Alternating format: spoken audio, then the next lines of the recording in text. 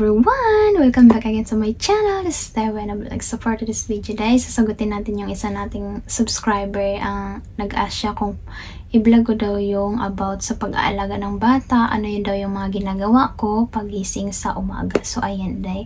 Nagigising ako na sa umaga day ay alas 6. So natayo ako day around 6:30. So pagkatayo ko niyan, diretso ako CR. Ihi, ayan, one by one, no? Detalyado talaga day. Ihi, toothbrush, hilamos, ayan, tali ng buhok, then nagsasalang ako ng labahin sa washing. So habang marami kang ginagawa, at least umiikot yung washing. So diretso na, pagkatapos CR, diretso na ako niyan sa kusina. So kinukuha ko yung cup nila, yung inuman ng tubig. Kinukuha ko na, then huhugasan ko yan, then magsasalang ako pang init na pang refill doon sa inumin. Kasi ang iniinom nila dito day ay warm water, then pinapakulo talaga yan muna bago nila inumin. So nire-refillan ko yan, then kung may lunchbox na kailangan iinitin, yan, iniinit ko, din mag-init na din ako ng aking agahan, ayan, nakasalang. So, iinitin ko din yung jar na lalagyan ng baon ng mga amo ko. So, ang akin namang susunod na gawin nun, nahugasan ko na yung cup, binalik ko na sa lagayan at pinunasan ko na yung water jar na dalawa, yung hot and yung cold, ayan.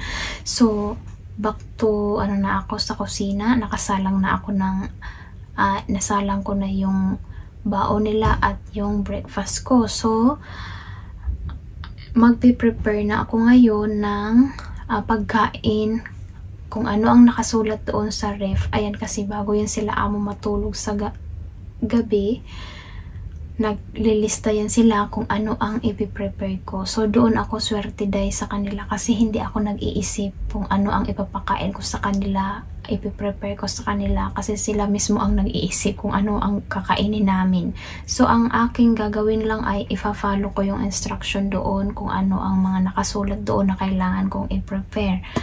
So ang una ko niyang piniprepare dahil ay pagkain ng alaga ko. So ang una niyan ay tanghalian at hapunan. So, halimbawa, kung kailangan lutuin ni amo, ang nagluluto pala ng lugaw ngayon ng rice ay si amo kong lalaki. So, dati, nagluluto naman ako dati at nabigla na lang ako na i-prepare ko na lang daw si among lalaki na daw yung magluluto. So, ganun ang nangyayari. So, around 7:30 day, kailangan tapos na ako sa kusina para makapag-start na din si among lalaki. Magluto na siya din.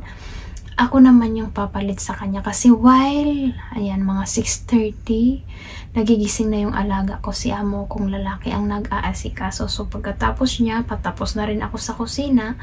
So, magpapalitan na kami niyan. Ako na yung makikipaglaro sa bata at siya na yung magpiprepare ng agahan nila mag-anak, asawa niya, alaga kong panganay, at sa kanya din yung magluluto nga ng kanin.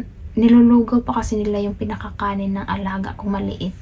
So, lulutuin din niya yan. Then, baon ng alaga kong panganay. Pag may school, ayan, piniprepare na rin niya yan. Tapos, si among lalaki ko din nagpiprepare ng uniform dahil ako nakikipaglaro lang ako sa bunso. Ayan. Diba, ganun lang. Then, din si amo din lalaki ang nagtututbrush ng alaga kong panganay. Bibihira lang ako pag gusto lang ng alaga ko na ako ang magtutbrush sa kanya, pero kadalasan talaga kay maldita siya, ayaw niya sa akin, nag-iinarte siya ba, nagpapababy siya sa magulang niya. So si among lalaki or si babae, so kaya ang bunso ay naging close na, naging malapit na sa akin yung bunso. Doon ako natutuwa sa bunso. Sa panganay okay lang naman, pero maldita kasi yun. So ganun ang nangyayari. So pag alis nila around 9, kailangan nila umalis kay malilate na sila.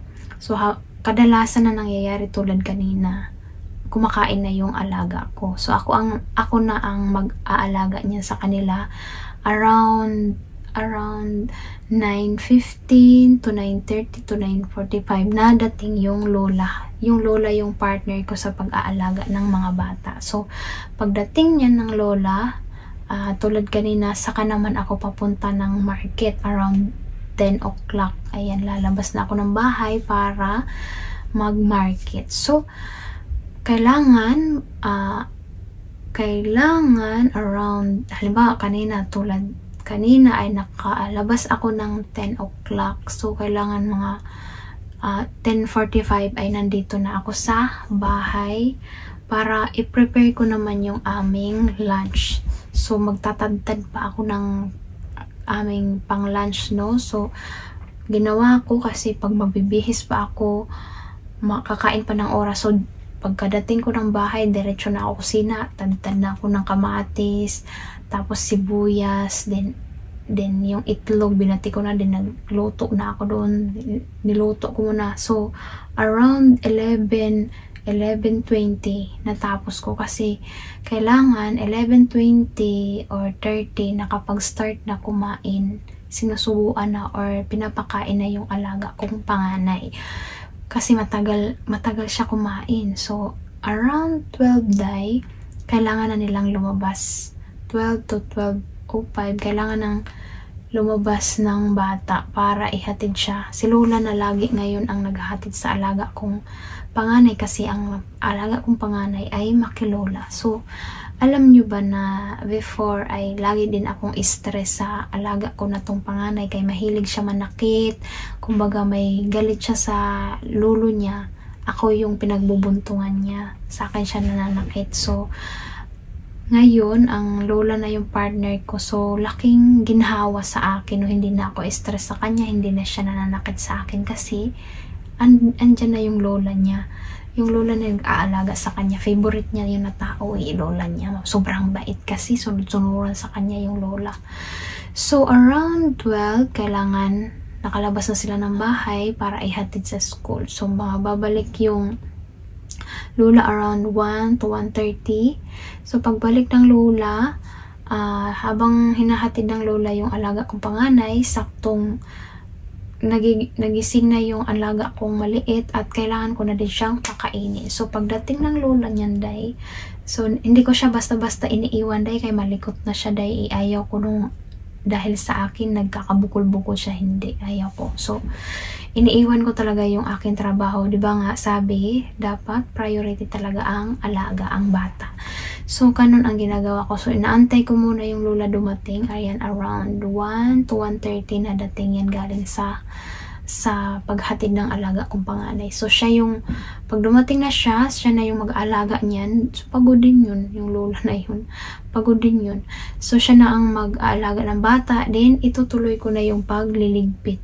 Yung table, yung pinagkainan ng mga yung lola at ng bata, ililimpit ko na yan. Then, doon na sa kusina. So, ang ginagawa ko, day, kasi ang pang-dinner namin, tanghali pa lang piniprepare ko na siya. Tulad kanina, ang uulam namin ay tuyokwa, tapos carrots at kamatis na may chicken chops. Igigisa lang siya sa chicken chops. So, around, ayan, 12:1 to prepare ko yan ng food para pang dinner. Nagpe-prepare na ako ng food yan. Tapos, pag okay na ako sa kusina, walang gagawing soup. Tulad kanina, wala akong ginawang soup. So, diretso na ako niyan sa kwarto ng amo ko kasi doon yan sa dulo eh. Doon ako sisimula maglinis. Then, sa CR nila, then sa room ng alaga kong panganay at sa room ng alaga kong maliit din doon na sa CR ko. Dalawa kasi CR namin dito. So, sa sala, ayan. Ang sala, panakaw lang kasi wala ng oras ba. So, ang importante, maka-vacuum ako, makamap ako sa floor kasi yun yung ang kabilin-bilinan ng amo ko. So, around 3 o'clock, kumakain ng merienda din yung alaga ko. Pero hindi ako ang nagpe-prepare, yung lola or kung sino man ang partner ko sa pag-aalaga ng bata. So, ang pagpe-prepare ng prutas, bread, depende sa amo ko kung ano ang sasabihin niya. Yun lang din yung susundin namin. So, kung tinapay, gugupit-gupitin lang yung tinapay na yung ganito lang isang subo lang ba na maliit lang ng bata. Ginugupit, then yung prutas, pinipirat lang nila, pinipress, then yun isusubo mo na sa kanila, sa bata. So, pagkatapos niyan, ako, kailangan ko maka-vacuum,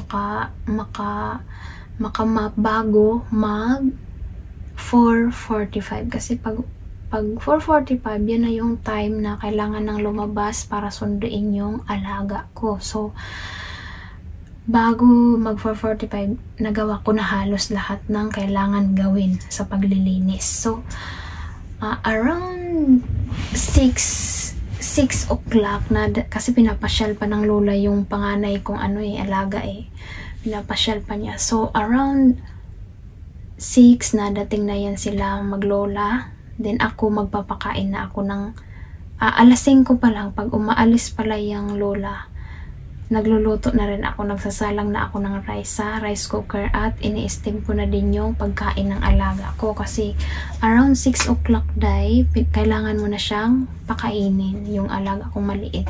So pinapakain ko siya. So kadalasan pag ako ang nagpapakain, napapaubos ko ayan, maano naman siya, hindi siya mahirap pakainin yung alaga kong maliit. So after that, mga 6:20-25 kailangan ko nang mag-start magluto kasi around 6:45 na dating na yung ko galing work. Then around 7:15, 20, 30 na dating yung aking among lalaki. So almost ma-finish na din yung ating pagluluto. So ipiprepare na natin yan ngayon sa table para sa dinner. So mabilis lang din naman sila kumain kasi sila lang naman na yung kasama namin sa pagkain ngayon kasi yung matatandang dalawa ay nagluluto na yung matandang lalaki dun sa kanila. So mag-asawa at 2 bata lang yung pinagsisilbihan ko dito paggabi sa pagkain. So pagkatapos nila kumain, ayan, sila na yung nagpapaligo ng mga alaga ko ngayon. Yung panganay ko from the start, sila talaga. Din ngayon, nung natayo na yung alaga ko, hindi na kailangan ipahiga magpaligo, sila na din yung nagpapaligo doon sa CR nila. Yan. Then ako na yung maglilinis ng mesa, tapos sa kusina, ayan, pagkatapos ko kusina, pagkatapos ko hugas ng mga pinggan, yung pinaglutuan ko na kalan at yung dingding, kailangan may pang-spray sila na ginagamit kailangan siyang isprehan, din maipunasan mo siya. Then yung sink, kasi pagkatapos ko maglinis ng gas stove, yung sink naman ang i-sprayhan ko, then lilinisin ko kasi huhugusan ko na yung water bottle nila, yung pinagdidian ng alaga kong bunso, yung baunan ng alaga kong panganay, hugasan ko na siya. After that, itatapon ko na yung basura palitan ng plastic. Ayan, punasan mo muna siya ng wipes, no, yung may alcohol, then saka mo siya palitan ng plastic. Tapos pagkatapos ko doon, mag-iinit ako ulit ng tubig para bago matulog ay puno yung mga jar. So pagkatapos ko sa kusina, syempre ang mga kalat na mga laruan sa kusina ay sa sala ay andun pa. So kailangan mo siyang i-arrange, ibalik sa mga dapat paglagyan. Then after that, pagkatapos ko ay magbabacuum na ako. Yun yung pinaka-last ko, ang pagbabacuum. So around, ang pinakamatagal ko na natatapos ay 10:30. Yan na yung pinakamatagal. Naglalaro lang yan sa 9:30 to 10:30. Yan lang, napagitan na yan ang natatapos. Pero mostly 10:05, 10:10, 10:15, ganyan ako natatapos.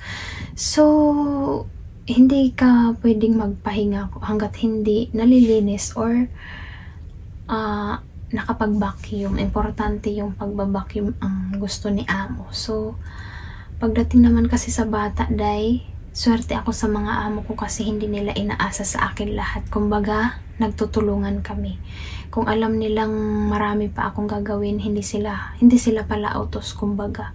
So, maganda yung nitong pangalawa, maganda na yung samahan namin ng mga amo ko. So, ayan lamang for today's video, guys. So, sa mga first timer, good luck sa inyong Hong Kong journey din. Sana swertehin tayong lahat. Day, Mona Lisa, salamat sa tanong mo. So, ayan lang for today's video, day. Kung nagustuhan mo ang video na to, don't forget to like and subscribe my channel. See you next vlog. Bye-bye!